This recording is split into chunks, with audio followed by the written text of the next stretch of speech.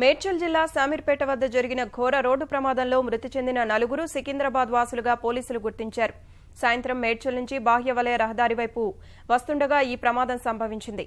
మృతులు సికింద్రాబాద్కు చెందిన విఘ్నేష్, రాహుల్, మారియా, హరీందర్ సింగ్లుగా గుర్తించారు. ఇంజనీరింగ్ విద్యార్థి విఘ్నేష్ ఈ వాహనాన్ని నడుపుతున్నట్లు పోలీసులు ప్రాథమికంగా గుర్తించారు. అపరిమిత వేగంతో ఓఆర్ఆర్ వైపు సర్వీస్ రోడ్డులో వస్తున్న ఈ కారు చిన్న మలుపు వద్ద వాహనాన్ని నియంత్రించలేకపోయారు. దీంతో కారు బోల్తా పడింది. రోడ్డుపై నుంచి 4 పల్టీలు కొట్టి 400 మీటర్ల దూరంలో పడిపోయింది. కారు పూర్తిగా నుజ్జునుజ్జైంది. ఈ క్రమంలో డ్రైవింగ్ చేస్తున్న విఘ్నేష్ కారులో నుంచి ఎగిరి బయటపడ్డాడు. మిగిలిన ముగ్గురు నుజ్జునుజ్జైన కారులోనే మృతి చెంది చిక్కుకుపోయారు. ఆ దారిన వెళుతున్న వారు ఈ ఘటనను చూసి స్థానికులకు తెలియజేయడంతో పాటు శామీర్పేట పోలీసులకు సమాచారం ఇచ్చారు.